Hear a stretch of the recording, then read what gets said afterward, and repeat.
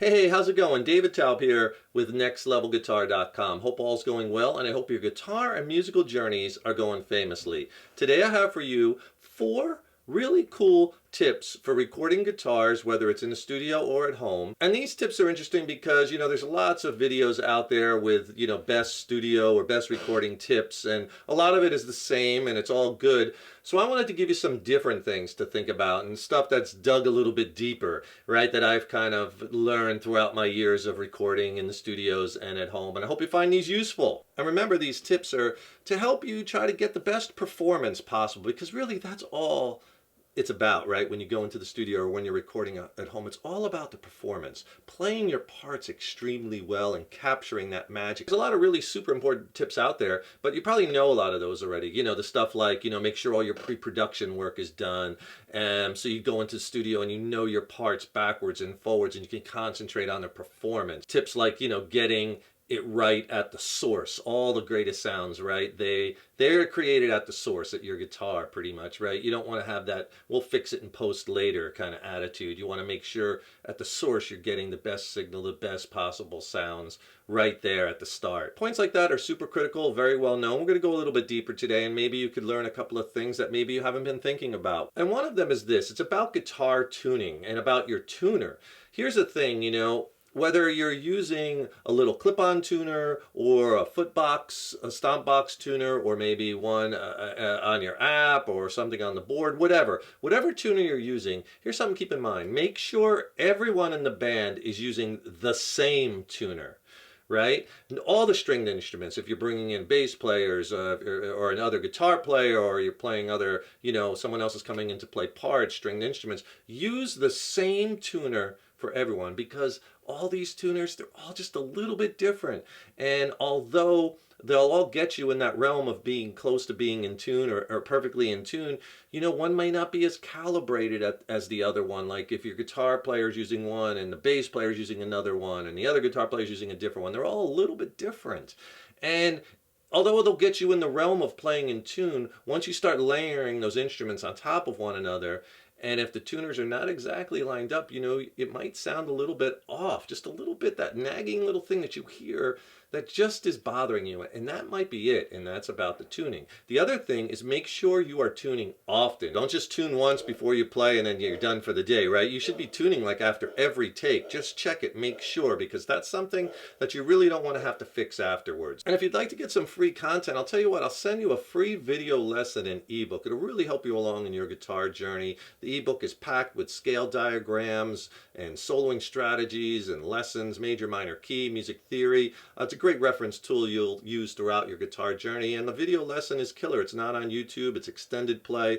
Really help you along. I'll just click on that link below. I'll send them both to you for free. Next, it's very important that you have fresh strings on your guitar. Everybody knows that, right? And also that your guitar is set up right. But the biggest thing I found is the guitar intonation.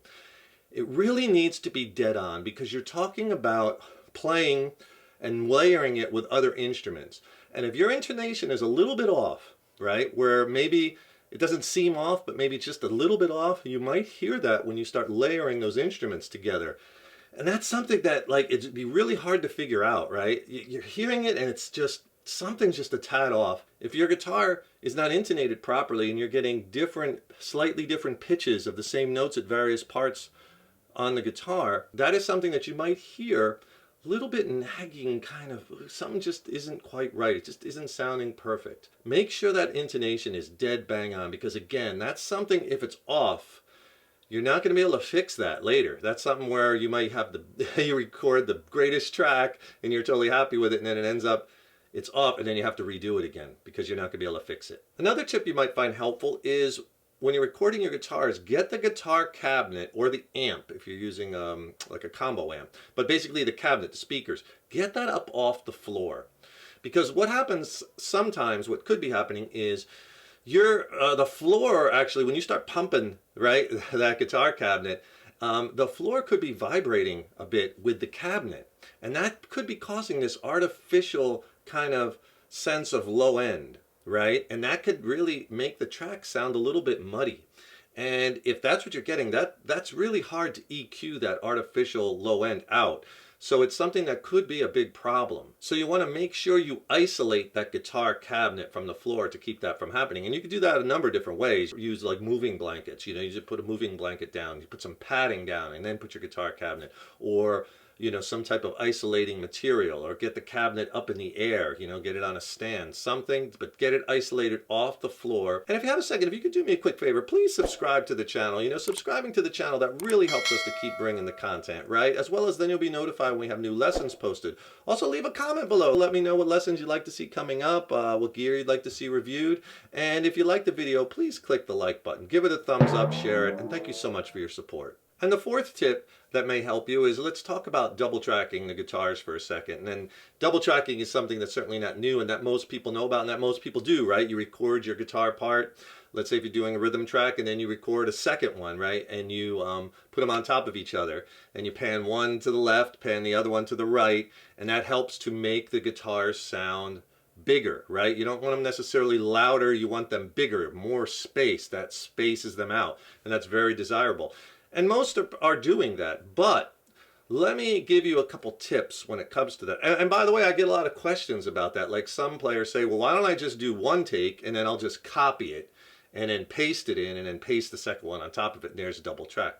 That's not double tracking. All that's going to do is going to give you a louder sounding guitar that's more in the center, right? Because the whole purpose of double tracking or taping or taking 2 takes or triple tracking 3 takes and putting them on top of another is you're creating that bigger sound, because each time you play the part, you're not playing it 100% exactly perfectly as you did the time before. And if you look at the sound wave, you could see that it's not exactly lined up 100%. It's a little bit off. And that's what you want, because that little bit, there's your space, right? That's what's filling up that sound, is that little bit of variation in the tracks. And just because you're doing 2 tracks and layering doesn't necessarily mean that 3 is better, that 4 is better, that 5 is better. If you keep stacking and stacking, you're going to end up making the guitar sound smaller, not bigger. Oftentimes, I find 2 tracks, depending on the music and the style and what you're trying to get across, 2 tracks is enough.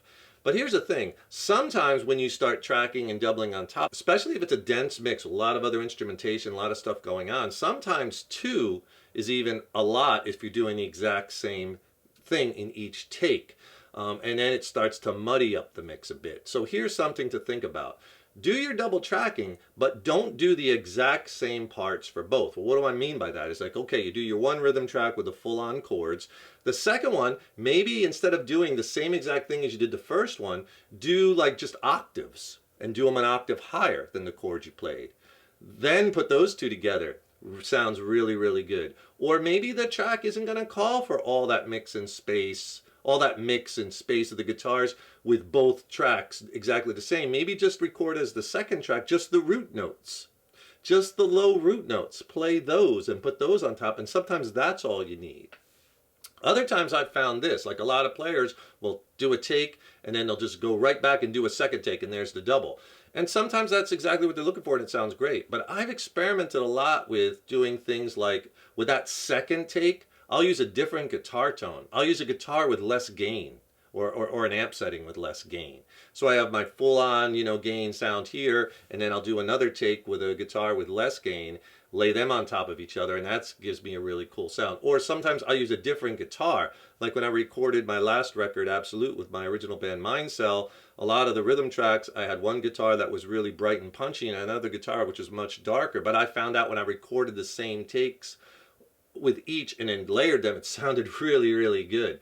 So you can get some great sounds when you have a little different sounding instruments or different sounding settings, but you're playing the same thing basically, or close, or octaves or whatever, and then laying those on top of each other and you're doubling. So the trick is to experiment, right? It's not just, you don't have to just play the one part and then just go right back and do the exact same thing with the same guitar and the same settings.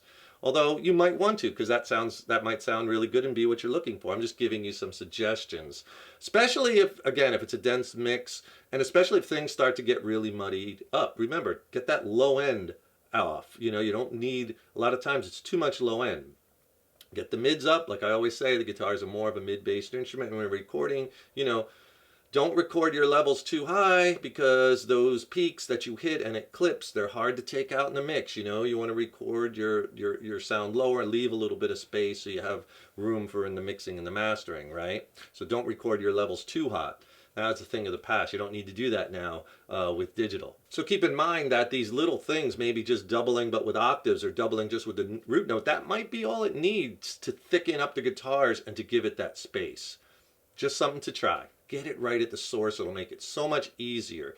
And just remember, if it sucks at the beginning, it's going to suck at the end. You know what I mean? You're not going to be able to fix the sucking. There's the suck knob. Turn it down. Turn it off, right? It's about getting that best possible performance. I hope these tips help you along in your recording guitars journey. Have fun with them. Let me know some of your favorite tips. Leave comments below. We'll get some dialogue going on. Don't forget, subscribe to the channel. That really helps us to keep the content coming, and then you'll be notified when we have new lessons posted. And click on that link in the YouTube description box below. I'll send you a free video lesson and ebook. It'll really help you along in your guitar journey for free. Send them both to you. Just click on that link. And if you want to check out some of my original music, I recently dropped a new record with my original band Mind Cell. We're based out of Southern California, San Diego. It's a slamming record. I'm really stoked how it came out. I'm really excited about the tones that I got from my guitars. But check it out. I'll leave a link below. It's streaming on all the platforms. You know, give it a listen and let me know what you think. And if you have any questions on the gear or the tones or the songs or the studio production, drop me a line. I'd love to hear from you. Thank you so much for watching, and I wish you the best in your guitar journeys and in your recording journeys. It's exciting times, my friends. Stay tuned. I got lots more lessons and videos and gear reviews coming up soon. Keep up all that hard work on those guitars. Have fun with them, and remember, your guitar playing is an evolution. So enjoy the journey. Take care, rock on. I'll see you in the next lesson.